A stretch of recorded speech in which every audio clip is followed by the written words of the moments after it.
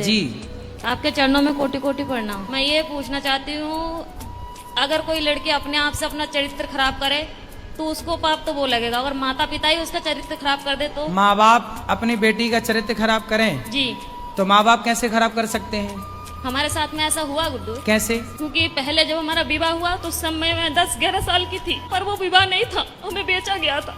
आपको किसने बेचा? माता ने हमारी। किसको बेचा? जिनके साथ में विवाह किया उनसे पैसे लिए गए थे। तो वो कितनी उम्र का था? ऐसे ही लगभग 19-20।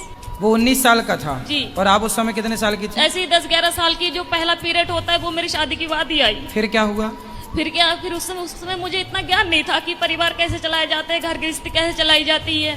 ठीक है। फिर भी जैसे तैसे भी वो शराबी था, हर रोज मारता था, कूटता था। इतना भी है कि जहाँ तक कि आदमियों को भी घर पे लेके आता था, शराब पिलाता था, मीट बनाता था, मच्छी बनाता था, उन्हें खिलाता था। रात के 11 बजे 12 बजे यहाँ से जाना, और पूरा गांव एक गंगवार का और एक सरदार पूरी रात घर पे रहेगा तो हर कोई उंगली तो मुझ पे ही उठाएगी ना। फिर कितने साल चला ये सब कुछ?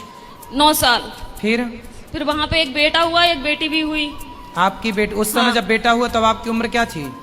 ऐसे लगभग 16-17 साल की थी। ठीक है। फिर जब वो ज्यादा ही परेशान करने लगा तो मम्मी पापा ने वहाँ से घर ले आए।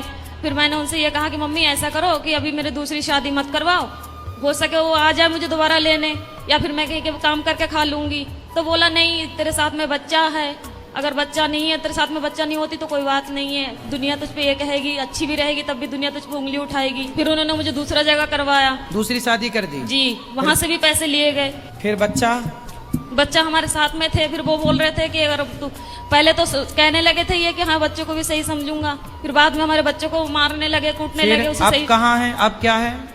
अब मैं वहाँ से दूसरी जगह हूँ। अब उसको भी छोड़ दिया? जी। अब कहाँ है? तीसरी जगह बैठी हूँ मैं अपने आप से, किसी से भी। मतलब तीसरी जगह ब्याह कर लिया जी। आपने। तो तीसरा वाला कैसा है? वो ठीक है, वो बच्चों को अपना रहा है। जी। अब हमसे क्या पूछना चाहती हो? मैं ये पूछना चाहती हूँ, जो मेरे साथ में हुआ इसका पाप कौन भरेगा? तो आपको ऐसा क्यों लगता है कि उस माँ ने बेचा? हो सकता है उस माँ ने ब्याह ही कर दिया हो आपका। नहीं गुरुदेव, वो घर वाले बोलते थे कि तेरे माँ ने 5,000 रुपए लिए कि 10,000 रुपए लिए।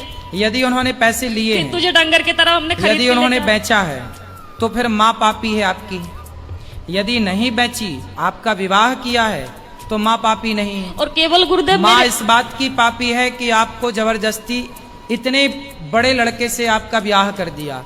देखो विवाह ऐसे नहीं होता, 1-2 साल का ही बड़ा छोटा चलता है, डबल नहीं चलता कि लड़की 10 साल की है और लड़का 20 साल का है, ये नहीं चलता। यदि कोई भी माँ बाप अपनी बेटी के लिए उससे डबल उम्र का लड़का चुनते हैं तो वो माँ बाप पाप के भागीदार हैं।